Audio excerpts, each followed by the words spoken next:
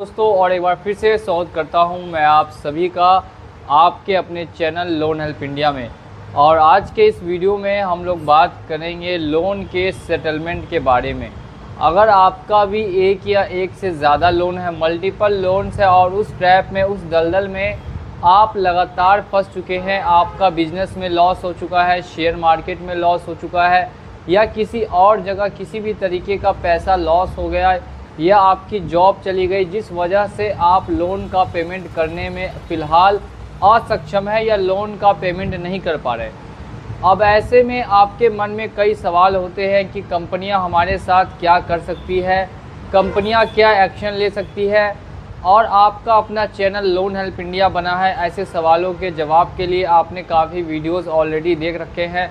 आज के इस वीडियो में हम लोग डिटेल में बताएंगे कि आपको लोन ट्रैप में फंसने के बाद स्टेप बाय स्टेप क्या करना चाहिए और कैसे इन सभी चीज़ों से निकल सकते हैं। जिन्होंने भी अभी तक चैनल को सब्सक्राइब नहीं किया है वो लोग सबसे पहले चैनल को सब्सक्राइब कर ले और बेल आइकन को प्रेस कर दें। अगर आपके ऊपर भी 5 लाख, 7 लाख, 8 लाख का लोन है, आपने स्टार्टिंग में एक लोन लिया, एक लोन को क्लोज करने के लिए दूसरा लोन लिया, दूसरे लोन को क्लोज करने के लिए तीसरा लोन लिया, और इसी तरीके से लगातार लोन लेते लेते एक समय ऐसा आ गया कि आप अब इतना फंस चुके हैं कि अब आप वहां से निकल ही नहीं पा रहे।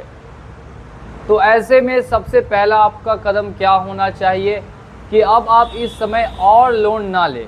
अगर आप इसके बाद भी और लोन लेते हैं तो समझ जाइए कि ये जो चीज़ है, अगर आपके पास अभी 5 लाख है तो कल होके 10 लाख हो जाएगी, परसों होके 20 लाख हो जाएगी। लेकिन लोन ख़त्म करने के लिए कभी भी लोन लेना नहीं चाहिए, और जो भी व्यक्ति ऐसा करते हैं वो लगातार ही इस चीज़ में फंसते जाते हैं। अब हम लोग नेक्स्ट स्टेप में बात करते हैं कि आखिर क्या इससे बाहर निकलने का कोई रास्ता है, और अगर है तो फिर वो क्या है। अगर आप पेमेंट नहीं कर पा रहे हैं तो सबसे पहला जो आपको काम करना है, मैं हर वीडियो में आपको बता रहा हूं, लेकिन इस वीडियो में और ज़्यादा मैं आपको नॉलेज देने की कोशिश करूंगा, तो आप वीडियो को देखते रहेंगे। अगर बैंक है या एनबीएफसी कंपनी है, वो किसी तरीके से आपके साथ दुर्व्यवहार नहीं कर सकती, ना ही आपको पकड़ के जेल में डाल सकती है। तो आपका जो डर है वो पूरा ही पहले ख़त्म हो जाना चाहिए।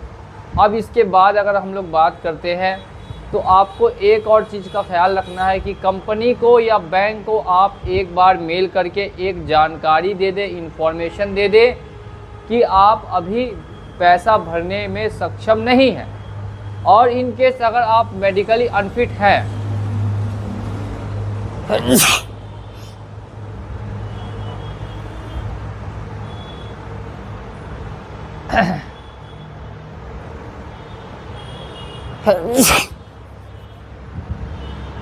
और इन केस अगर आप मेडिकली अनफिट है या आपका जॉब जा चुका है, और अगर आपके पास जॉब का टर्मिनेशन लेटर है या मेडिकल लेटर है, वो भी साथ में अटैच करके कंपनी को मेल करें। मेल में जानकारी दे दें कि फ़िलहाल आप लोन का पेमेंट करने में असक्षम हैं। इतना बोलने पर कोई कंपनी आपके साथ गलत नहीं करेगी। हमेशा याद रखें, डर कहाँ लगता है कि कंपनी कहीं जेल में नहीं डाल दे और कंपनी कुछ आपके साथ गलत ना करे या बैंक कुछ आपके साथ गलत ना करे। मेन लोगों का यही डर होता है, और इसी डर को अगर आप ख़त्म कर लेंगे, जड़ से हटा देंगे, तो समझ जाइए कि अब आप राहत भरी सांस ले सकते हैं और आसानी से सो भी सकते हैं। नेक्स्ट अगर हम लोग दूसरी बात करेंगे कि कॉल्स को लेकर, कॉल्स जो आती है वर्चुअल कॉल्स, ऐसी कॉल्स आपको की जाती है कि आप मेंटली प्रेशर आपके ऊपर बिल्ट हो। ऐसा उनको कहा जाता है कि सामने वाले व्यक्ति को इतना कॉल पर टॉर्चर करो कि सामने वाला व्यक्ति कुछ और सोच ही ना सके लोन के अलावा। यानी कि आपको मेंटल प्रेशर देने की कोशिश की जाती है कॉल्स वगैरह करके। अगर आप ट्रैप में फंस चुके हैं, आप जेन्युइन व्यक्ति हैं, अगर आप चाहते हैं क्लोज करना, कर नहीं पा रहे हैं, तो आप घबराइए नहीं। आपको मैं बता रहा हूँ, कॉल्स को एक बार भी पिक नहीं कीजिए। कॉल्स अगर आप उठाएंगे तो समझ जाइए कि आपके ऊपर वो इतना प्रेशर डालेंगे, एक के बाद एक कॉल करेंगे। दिन भर भी अगर आप कॉल रिसीव करके समझाएंगे तो वो समझेंगे आपकी बात एक बार भी नहीं। और अलग अलग नंबर से अलग अलग एजेंट्स बार बार कॉल करते हैं। तो कॉल्स वगैरह के लिए मैंने आपको बता दिया कि कॉल्स वगैरह को आपको फ़िलहाल पिक नहीं करना। अब नेक्स्ट आ जाते हैं हम लोग स्टेप पे, जो आता है आपको रिकवरी एजेंसी का। अगर किसी थर्ड पार्टी रिकवरी एजेंसी को बैंक वाले या NBFC अपॉइंट कर देते हैं आपके घर पे आने के लिए, तो क्या करना चाहिए? इस पर भी काफ़ी लोग सोचते हैं और काफ़ी लोग घबरा जाते हैं कि अब तो रिकवरी एजेंसी को अपॉइंट कर दिया गया है, अब हमें कैसे इनसे निपटना है। देखिए, रिकवरी एजेंसी का आपने पैसा नहीं लिया, पैसा आपने बैंक से लिया था। बैंक आपके घर नहीं आ रहा, बैंक किसी तीसरे व्यक्ति को आपके घर भेज रहा है। तो समझ जाइए कि वो जो तीसरा व्यक्ति आपके घर पे आ रहा है वो 99% इल्लीगल व्यक्ति है। अब अगर आप एक इल्लीगल व्यक्ति से ही घबरा जाएंगे या फिर डर जाएंगे, तो फिर ये तो आपकी ही समझदारी के परे होगा। आपको बिल्कुल भी घबराना नहीं है। सामने वाला व्यक्ति जो आया है वो इल्लीगल है, थर्ड पार्टी है, हमेशा याद रखिए। अब उस थर्ड पार्टी को किस तरीके से भगाना है वो भी समझिए।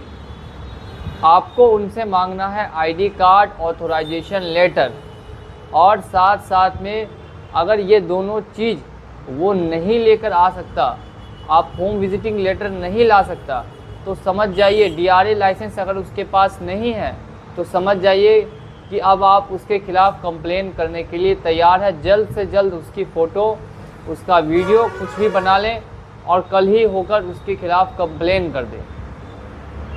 कंप्लेन आप किसी भी जगह कर सकते हैं, ऑनलाइन भी कर सकते हैं, ऑफलाइन भी कर सकते हैं, RBI में भी कर सकते हैं, पुलिस स्टेशन में भी कर सकते हैं। आप कहीं भी एक कंप्लेन रजिस्टर करवा लें कि इस तरीके का एक इल्लीगल एजेंट मेरे घर आ आया था। अब ऐसे में क्या होगा, आपके पास जो हाथ में प्रूफ्स है उनके आधार पर आपने कंपनी पे उल्टा दबाव डाल दिया। अब कंपनी या बैंक वाले उल्टा दबाव में आ जाएंगे और फिर दबाव में आने के बाद आपको परेशान करना कम कर देंगे या फिर बंद कर देंगे। तो इस तरीके से कुछ आपको लोन को हैंडल करना है। अगर आप इनको टालते रहेंगे किसी तरीके से 6 महीने 8 महीने अगर आप टाल देते हैं, तो 6-8 महीने के बाद आपको ऑफ़र आते हैं सेटलमेंट के। सेटलमेंट में भी आपको मिनिमम पे ही सेटलमेंट करना है। जैसा कि मैं हर वीडियो में आपको बताता हूँ, मिनिमम का मतलब हो गया 20% 30% पे ही सेटलमेंट करना है, उससे ज़्यादा पे आपको सेटलमेंट नहीं करना है। तो इन चीज़ों का आपको ध्यान रखना है और ध्यान में रखते हुए सेटलमेंट लेटर कंपनी को भेजिए। 20% पे ही पैसा आप पे कर सकते हैं या मैक्सिमम 30% पे ही कर सकते हैं। आज या कल बैंक या कंपनी इतने % पे राज़ी जब हो जाए, आप पेमेंट करके और लोन को हमेशा हमेशा के लिए क्लोज कर दें।